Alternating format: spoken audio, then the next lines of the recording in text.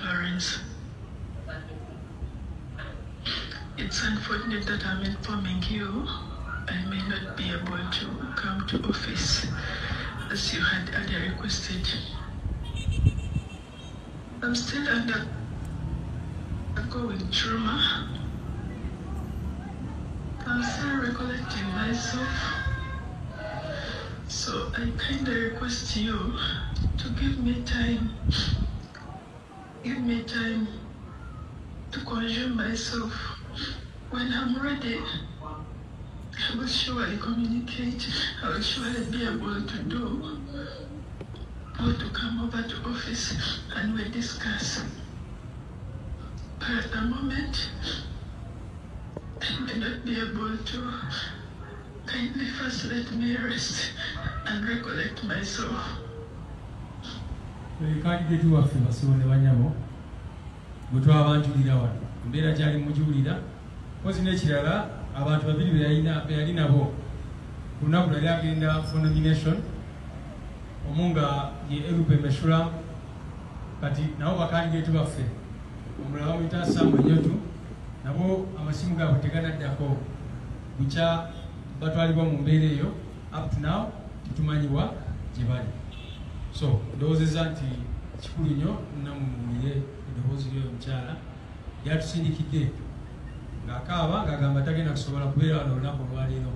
naye kyatugambye jo nga twogere naye nti bamutadde ku pressure y'amaanyi nnyo nnyo nnyo nga bagezaako okumukowasinga okuvaayo okwogera ebitategeerekeka ate okutaddamu kulabikira ku NUP. Candidate waffe eyali alina okwesimbawo ku bwa Woman Member of Parliament e Bukedya yawambibwa ku lunaku lwakuna e Bukedya District.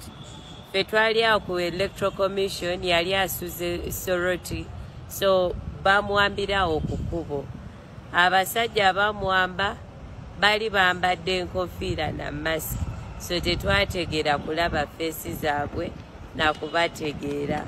baali baani bennyini. Naye kyonna kyonna kyekiri tusaba buli munnayuganda buli wooli tutambuze buno obubaka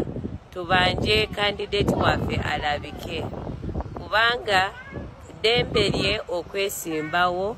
So n'olwekyo bino bye bagamba nti unopposed sibikirizaamu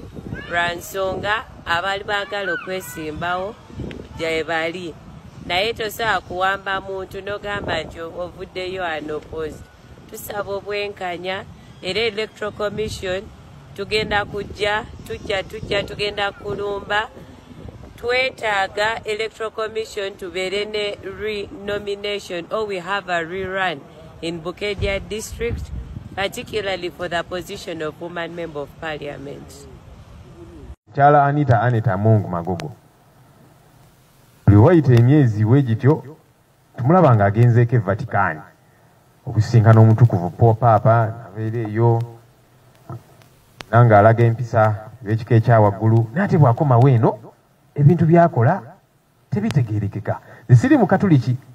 naye ku bye mmanyiiko eddiini y'Obukatuliki tekkiriza mu mbeera bwe ziti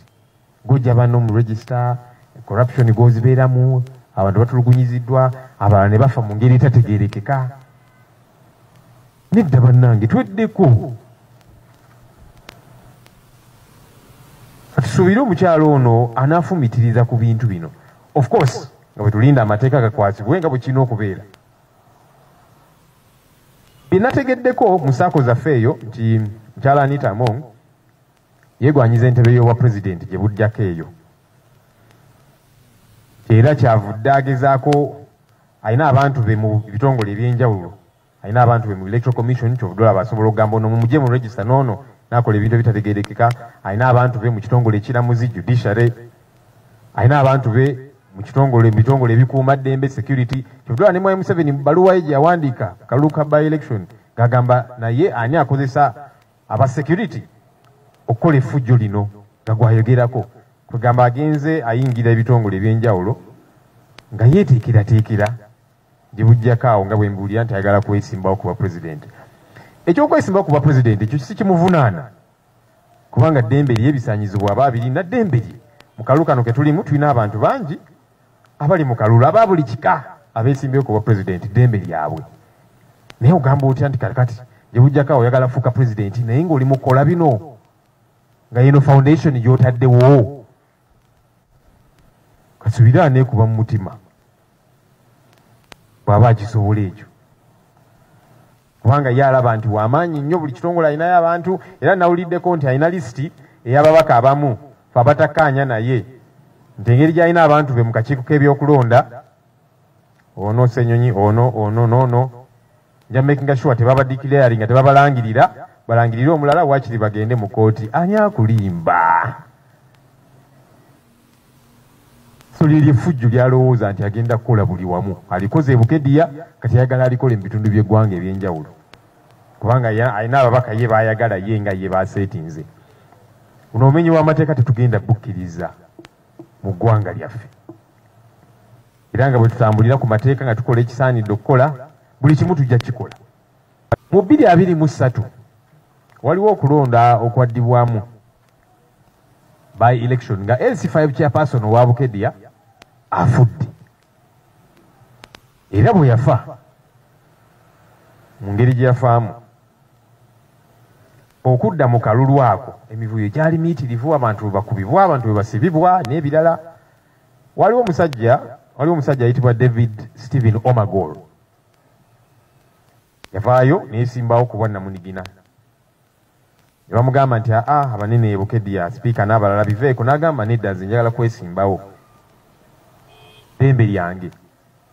musajja oyo baaluma amaka ge abapoliisi kuba byonna biri ku record era bali mu kunoonyezebwako abapoliisi ne bagenda n'abayaaye era n'abapoliisi abo baali 3 bakyanoonyezebwako ne babba ssente ebuwe ne bazitwala ne nomination papers zonna ne bazitwala mu June omwaka ogwo gwennyini ng'agenze kakiiko k'ebyokulonda ku ofiisi zaabwe ez'e Bukedya ku ofiisi za Electoral Commission e Bukedya agayaaye agapange ne gajja ne gamukubaakuba ng'abakozi ba Electoral Commission ne batunula ba returning officer baani we bali awo batunula n'abapoliisi we bali awo batunula ngeri y'obumenyi bw'amateeka ono omwami omu